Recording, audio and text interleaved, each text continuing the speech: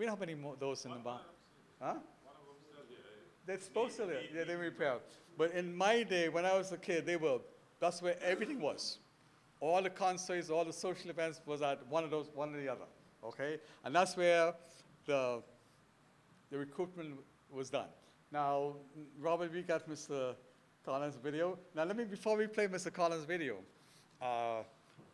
Mr. Collins is my neighbor in Rollville. Madam, Exuma? He's my neighbor in Rollville.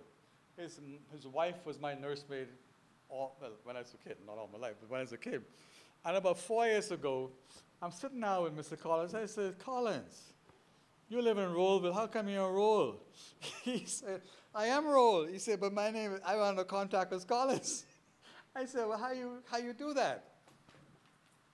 And he said, well, when I got to Nice King George Hall, the Roll line was round the corner.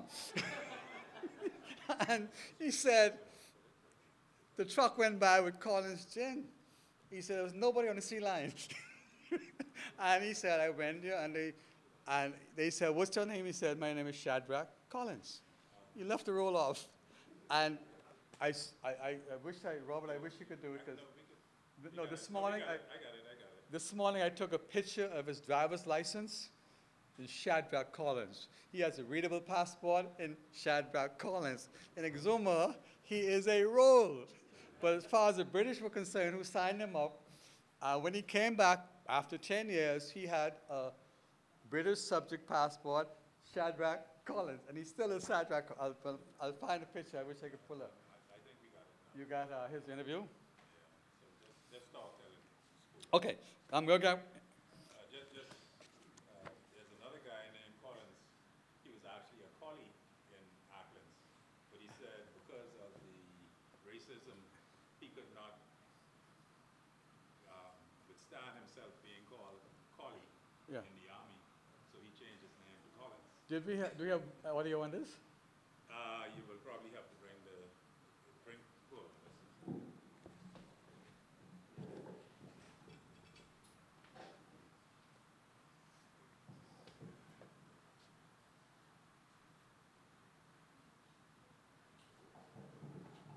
it's saying 100%, but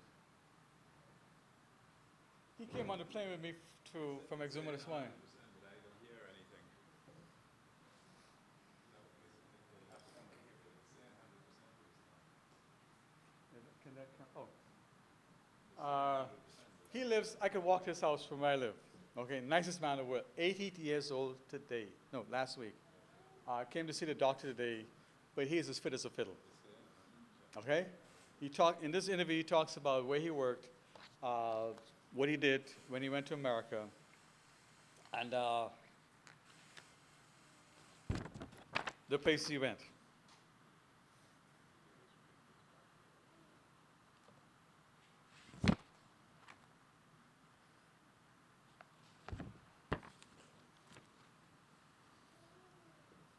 Any luck? Yeah. Okay, let me go. Keep on going. Okay, now, can I go back to Mr. Moss, ladies and gentlemen? Are we having a good time? Good. Okay. Mr. Moss says, I was one of the unemployed who decided to better my lot by signing up on the contract. He was going to America. My story goes something like this. Due to this bad economic conditions, I decided to go to work at age 16. Now, there was another phrase for that called putting up your age. Okay, if you were strong like Mr. Collins or Mr. Moss, close to 6 foot, healthy, you could say, I 18. I mean, who can check? I mean, they had no birth certificates, okay? All right? I mean, look at the problem people have with birth certificates now. You all try to register to vote? Anyway, forget that. So, but I knew that I would not be hired if they knew I was only 16. So I put my age up to 18 and got a job as a water boy, Mrs. Stubbs, at the base. The military police questioned me kind of closely because I guess I looked more like a little boy than a man. After I said I was 18, they asked me where I was born, when I was born, where I was born to kind of trick me. You know how they say, well, you tell one lie, you tell another lie, right? Well, I told another lie. While I was unemployed, I wasn't dumb. Okay. I gave them the right year. He worked it out. So when they figured out by subtracting the birth year from the year we were in, I was allowed to pass. all right? Now, I signed on for the day shift, but it was too hot, and the distance for water was quite long until I put a strain on, and it put a strain on me. Now, Mrs. Stubbs, you know there was spigots, the men working, the water boys would get the water and bring it back to them, right? There you go, okay. So your life story corresponds with Mr. Moss. Okay, so I played like I was my own boss and changed from the night shift from the day shift. I was befriended by a white man from Indiana, and he protected me from being discharged for 2 months. In those days, unless they put a paper in your hands, personally, you had your job. So every time the big foreman came around, my coworker would alert me so I could go into hiding. Finally, he caught up with me, and after 2 months, I found myself unemployed again. In my most desperate moments, I heard about the contract on the radio and decided to sign up. I was excited about having the opportunity to not only work, but to travel and have some new experiences. My father was in Florida, and I wanted to look for him too. We were transported to Ojus, Florida, which today is Aventura Mall. Anyone been to Aventura? It's Ojus. If you have been to Aventura Mall, you've been to Ojus. This is Mr. Moss. Anyway, we were supposed to pick tomatoes. Now, the next day when they took us to the farm, the ground was real wet, so we refused to work under those conditions. So when they brought us back to the camp and the officials came to question us, those of us who said we won't pick tomatoes with the ground conditions were sent back home the next day. Whew. They said we violated the contract. The contract was overseas project, Nassau. Remember sometimes back I told you I was unemployed but not dumb. Well, I told the officials that I had a bad cold and the ground was too wet for me to work in my condition, and they spared me. But they sent me to Okeechobee, Florida, where I had the new experience of seeing a general store which also had a post office. The owner also had his own money. When you work in these camps, they print their own money. And someone had mentioned earlier about the lack of full payment for their work. And there were a lot of stuff that went on. You know, you would sign on to work for a farmer. He had his own money, plus his own store. So at the end of the month or the end of the week, when you count what you thought you had, then you start deducting 2 shillings for a chemise and 2 shillings for undershirt.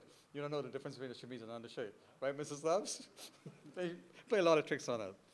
They say, I also got to see American Indians for the first time. From there, I went to Zellwood, Florida, where I stayed on a military camp which was used to house the farm workers. I can't forget celery cutting, because the muck or dirt that the celery was planted would get on the skin and eat you all up. All night the skin was like it was on fire because of irritation from the dirt. I refused to work under those conditions, and they sent me home. I stayed at the Dorsey Hotel overnight in Miami, Mrs. Love. Do you remember that? And I had 6 cents in my pocket. I bought this great big cigar, even though I was dead broke. I guess I thought if I landed with a big cigar in my mouth, I would be seen as a big shot. I remember being angry when I got back to Nassau because I did not get to see my father, and no provision was made for me to get home from the airfield. This is good stuff. I had to walk home, but my homecoming was joyous. After 2 months away, it was something to see how happy friends and family were to see me, and to receive me, and to greet and accept me back. There's more. As you can see, it seems that I couldn't manage to hold it. As you also can see, it seems that I couldn't hold a job beyond 2 months, less a year. I did manage to keep a job longer, much later when I migrated to America full-time. Now, let's get serious. And somebody on radio last night, they always ask the question, how did the contract hurt or benefit Bahamians in the Bahamas? Well, these men are going to tell their own story. Now, the contract overall had positive impact on the economic development of the Bahamas and the United States of America. And I'm telling you my story because we're proud of what we did. Leaving home for the first time was exciting yet frightening. Some of us were exposed to one of the major problems facing America, racism. Bahamians, being a proud and educated people in most conditions, would not accept bad working conditions. He already mentioned that people came home because they refused to work in certain conditions. We missed our families and loved ones. While I was single, I did not leave a wife nor a child. Some men left wife and children. Sometimes they thought they left a wife and 1 child to come back and find they had left a wife and 2 children. This is words, okay? In other words, things happen. Right, ma'am? Okay, contract was an equalizer for class differences. One of my friends from the contract said that, man, after them Sadidi guys come see us with money in our pocket, they say, how can I sign up? And anyone know Mario Sims from Long Island? You know Mario? Mario's a near white man. Okay? He went, Long Island people went. Man, some of them had a problem adjusting because they didn't know which side they had a color town, a white town. They didn't know where to go get the haircut. but the white folks told them where to go. Okay, they know who was who, Mr. Williams, right? He said, most of the men lived on camps. You know, they didn't. You know, when I talk up to when Uncle Bertie said, "Men, I travels," they traveled to a camp 20 miles from town. Okay, they might have seen Fort Pierce, they might have seen Orlando, but they were way out. Okay, you see, after you come from a place where you could roam the whole island, swim in the sea, and eat conch and fish every day, it was hard adjusting to the loss of freedom of movement and confinement to the camps. Some of us stayed and started families there. I'll talk about that later on too, in terms of, there's a phrase called jumping the contract. Anyone ever heard that phrase? Right, Mr. Stubb? We can get to that. In spite of everything, being the people that we are, we did what we had by contributing significantly to the American war effort. Now, that's true. There's no doubt about that. All right? There were tears shared, and of course, there were broken hearts. There were apprehensions on the part of many, adventures on the mind of others. But the contract provided an opportunity to inject oneself in the true American culture and to perpetuate our way of living and to bring about an unconditional end to a brutal war. So I salute the contract workers, and I guess I salute them too. Now let me go back to Uncle Bertie. You all know Amos Ferguson, the painter? Okay, you know how he started to paint? Anyone know? No, he was on the contract too. Now, okay, can you imagine 100 guys in a barracks who can't read or write? And then when you get to the contract, the first thing you do is buy a trunk to put your stuff in. Okay? So you come out the field, Mrs. Stubbs, why are you laughing? You come out the field, picking whatever, and all the trunks look alike, right? So how you know someone didn't touch your trunk or move your trunk? So Mr. Ferguson started his career painting icons, we now call them, on the trunks. So you notice his paintings also has a lot of dots. Look at some of his paintings. Look at the dots are significant. Mr. Stubbs, my trunk had 4 dots. You could count to 4. 4 red dots. And he said, well, Buddy, what you want on your trunk? Give me 3 dash and 1 dot. And visually, that's the only way they could because they could not read their names, remember. Okay, they couldn't read their names if their life depended on it. So Mr. Ferguson told me and told others that he got his career in painting by painting the trunks of these men who were packing up to come home. Okay? Now, if you go from Cocoa down to Key West, you'll find Bahamians. Right, Mr. Stubbs? They work from Ocala. Well, no. They, like, if you can get Mr. Collins' video up. Mostly Florida. They went as far as Virginia, Minnesota. They'll tell you, I've been to Minnesota and break corn, not pick corn, break corn, right, Mr. Stubbs? Mr. Stubbs, you got to support me here tonight, man. Okay? If you go to places like today, like West Palm Beach, Boynton Beach, Lighthouse Point, Homestead, Delray, you turn on the radio, you'll hear that Bahamian accent. You'll hear that, okay? So now that's as a result of us, that's as a result of our friends and our uncles and granddad jumping the contract. Now, that's not, you sit down, when I'm writing a letter, they bragging now, boy, John jumped the contract. Well, you don't see no more, So jumping the contract meant that you decided you met a lady or you decided to stay in America and don't come back home. I hope I can bring in the video of a man who just died last week in Boynton, who went on the contract with one name, and when they came back to collect and come home, he had another name and a wife. So he died about 2 years ago with full American citizenship. Okay? Now, when they sit around and talk about how you could jump the contract, now how can they jump the contract? They say, I could talk Geechee good. Y'all know what Geechee is? What's Geechee? American slang, but because we Americans became the loyalists from the Carolinas, so we could talk Geechee good. The coastal islands off southeast Georgia and Carolina were where the loyalists mostly came from. They grew the sea island cotton, and that's what they try to replicate in the Bahamas. So that language is the same as ours. In fact, I've been there, but when they talk about the Geechee, I was that your age, and from then to now, it never left me. I've been there about 100 times. I've been to Savannah, I've been to Beaufort, I've been to Brunswick, Georgia, because I'm so fascinated with the story. As y'all can tell that, right? You can tell that? Oh, okay, I got an amen, man. What happened? So they say Bahamians could jump. Bahamians ain't Mexicans. They're not Haitians. They're not Jamaicans. It'd take about 5 minutes for Bahamian to melt into America, right, Mr. Stubbs? And Uncle Bertie and some of his friends, there was a guy, he had a cousin named Mr. Bain, tall man, plenty gold teeth. Okay, that's another thing we talk about, gold teeth. They had to come back from the contract with gold teeth, okay? So, and then they had one called American Boy. They were talking Geechee for 2 years after they come back, Mr. Stubbs. They had all the slang, you know, because that was their environment. So to jump the contract meant that you want to melt into America and you want to stay in America. Now, there was a trick. If a sheriff or immigration didn't bother nobody in the days, okay? Yeah, but every now and then they go to the camps and pick out some Bahamians and send them back home who maybe skip the camp and go into Fort Pierce or Indian River and hang out, okay? So if they go to a small little community and they want to figure out who's Bahamian or who's American, my Uncle Bertie said they'll send you to the spigot with a bucket to get some water. You know what happened? What happened? Bingo! The Bahamians invariably would get the bucket, turn it upside down, and beat it. Jump in it. Okay?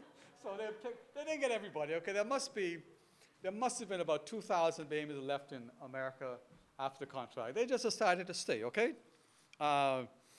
And you couldn't find them. My mother worked in Miami Beach during the same period. In fact, she had 3 young brothers, Bertie, Charlie, and Uncle Alfred. And she worked in Florida. My mother, anyone know Basil Nichols? Yeah. My mother and Basil Nichols' mother were tight buddies. These are scrub floors in Miami Beach. And I mean, you wanted money. There was no money here. My mother could go in November, come back in June with about $2,000. That's plenty of money, right, Mr. Millers? And they had a system, you know. They had, first of all, Miami is a Bahamian city. Let's agree on that, right, Mr. Millers? So a Bahamian could go to Miami and Liberty City, and you will never find them, okay? But the first thing you do, my mother and Ms. Nichols said, when you get to Miami, you change your name, okay? So her name was Ina. But when she get to Miami, her name was Sarah. So if immigration makes a cursory inspection of a yard in Liberty City, say, I'm looking for Ina. Say, no, Ina live here. And I'm sure that's what some migrant communities in the Bahamas do now, right? They weren't lying, saying, you live here.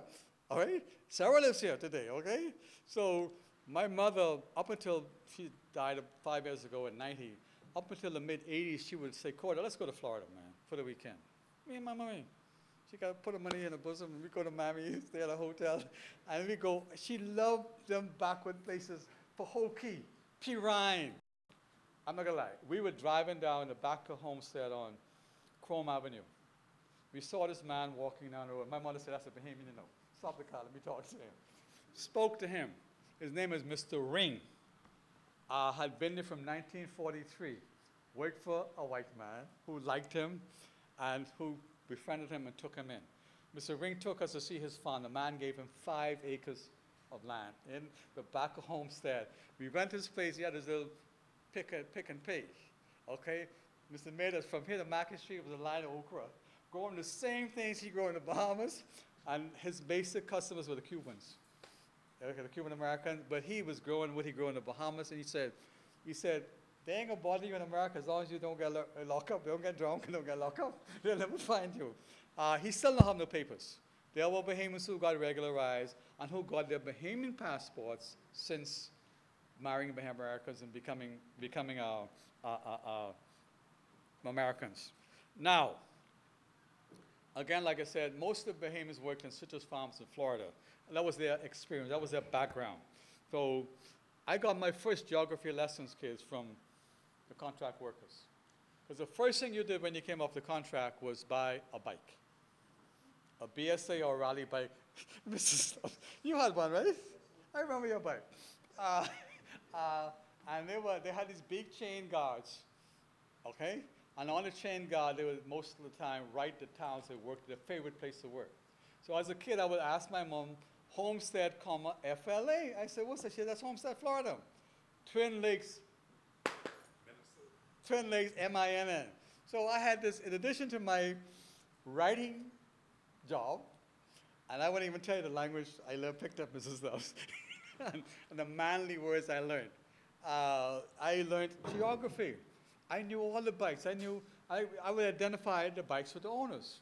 So another phenomenon arose, ladies and gentlemen, that they would go to the movies on Saturday afternoons, right, Mr. Stubbs? At the cinema or the Capitol, and park these bikes. These bikes are like BMWs of the day, you know. And these bikes would be adorned with chrome clips, right? From the little alternator to the headlight.